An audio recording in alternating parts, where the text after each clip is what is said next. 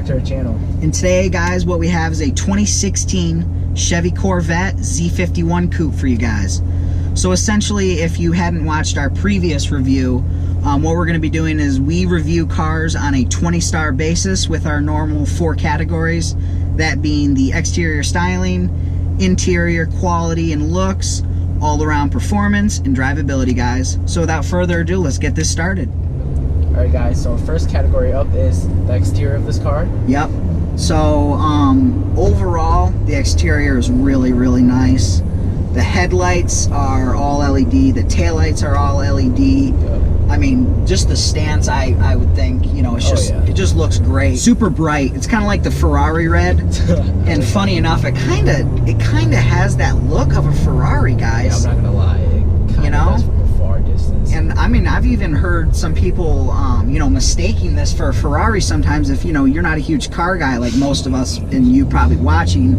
But nevertheless, you know, some people kind of mistake it for that because it's got that kind of look to it. So, yeah. And, this one, the Z50, with the Z51 package, it comes with 20-inch black wheels in the back and 19s in the front, which makes the car really looks nice. It's got a good staggered look to it, and I really like those gloss black rims on it too. Yeah, looks really good. Got some meaty, got some meaty tires for the back, because I mean, as you know, this is rear-wheel drive. Pilot Super Sports or something. Pilot Super Sports, yeah. So overall, again, exterior, it looks really, really nice. Classic kind of sports car look to it. Yep. So for our next topic, what we're going to do is the interior quality and looks and everything. So you want to start it off? How you think about it, John? First of all, I want to point out for the 2016, it comes with a flat bottom steering wheel. So that's different from the 14 and 15 because those have the rounded steering wheel.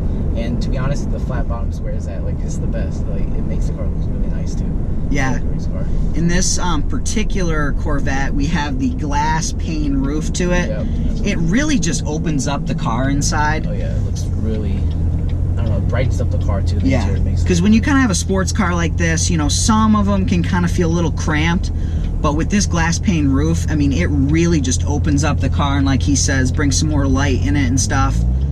So I thought that was a really good touch by Corvette to even have that option. Granted, it is an option, so not all Corvettes are going to have that, but you do have it there for the option if you want it. Yeah. You want to just talk about like just the quality of the everything inside? I mean, it's good. I would say so. Like leather wrapped steering wheel, padded dash, and all that. So it's really nice. It's not like some like plastic stuff like that. You can't expect that. I mean, it's a Corvette, so the standard has to be high up there too. So yeah, it's not for sure. And as opposed to the 2013 Corvette, when they changed to the 2014, world of difference. I mean, absolutely everything was revamped. The digital display on the you know, on startup and when you're driving, it's got that really nice digital display that comes up.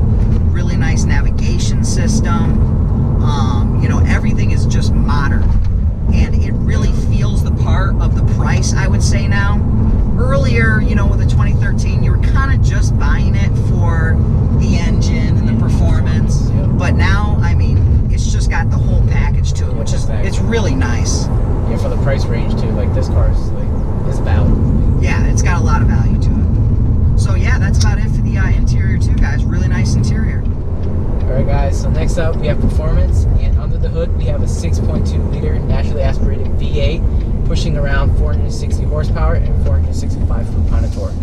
Yep, and within that there's 5 driving modes. So there's weather, eco, touring, sport, and we got track, which John's in track right now. Yeah, I'll just push it a little bit right here. Get you a little bit of this sound clip here, but needless to say, with how light it is and how much horsepower you have, it's quick. It gets up and goes extremely fast. And we're about a 0 to 60 of what, around 3.8? 3.7. About 3.7, 3.8, give or take, how good of a driver you are. Exactly. How... Just roll on to the throttle. You got that rich, naturally aspirated V8 sound. Sounds so good. Sounds so good. And with the Z51 Z51 package. Yeah, you get the performance exhaust, which it gives it that 5 extra horsepower from this base, and it has the active valve changing. Depending on what mode you're in, right? Correct. So is it when you're in track? Obviously, it's completely open, full horsepower. Everything is kind of ready to go. The magnetic ride suspension kind of hunkers down and everything. Yep. So yeah, steering wheel gets heavier. All the steering and everything. So essentially, that's about it for performance. I mean, it's really, really fast. Obviously, you know, some people just say, oh, you know, the Z06 is the only fast Corvette. Not at all.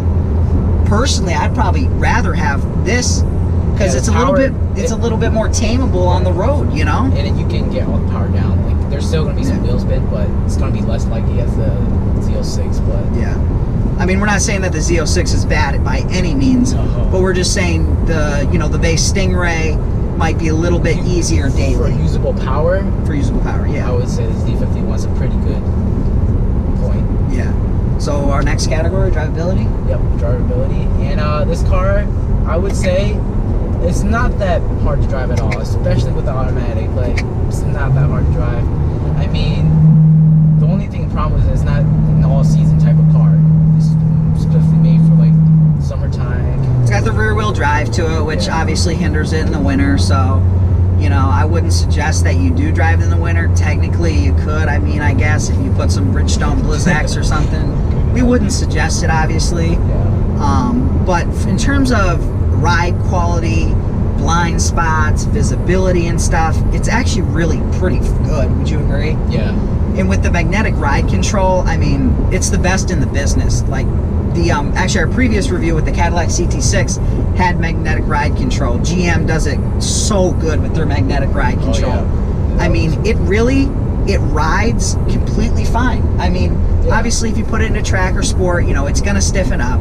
It's not a Cadillac, but by any means. In terms of a daily situation in the summer, spring, and fall and stuff, you can really drive it, and you're not going to beat up your back or anything. Yeah. So yeah, that's about it for the drivability, guys. Overall, we'd say it's pretty drivable to a certain extent. Would you agree? Yeah, it is. It certainly is drivable. Alright guys, to wrap this car review up, we're going to start with our first topic, which is the exterior. Yep, so for the exterior, we gave it a 5 out of 5. And you want to say what we did for the interior? So for the interior, we gave it a 4 out of 5. And for performance? We gave the performance a 4 out of 5 as well. Yep. And you want to just wrap it up on drivability, John? We also gave drivability a 4 out of 5 as well, which gives us a total of 17 out of 20 stars. Yep. Which our last review, coincidentally, was also 17 out of 20, which is indicative, we think, now of a really, really good car. Yeah. So yeah, good, really, really good score, really, really good car. And that's about it, guys, for the review. You gonna wrap us up? So thanks, guys, for watching. Like, subscribe, share our channel. Yeah, keep sharing, guys. You know, we're growing slowly but surely, but you know, the only people that can really grow it is you guys. So just keep doing what you're doing. Thanks for watching again, guys, and we'll see you later. See ya. See ya.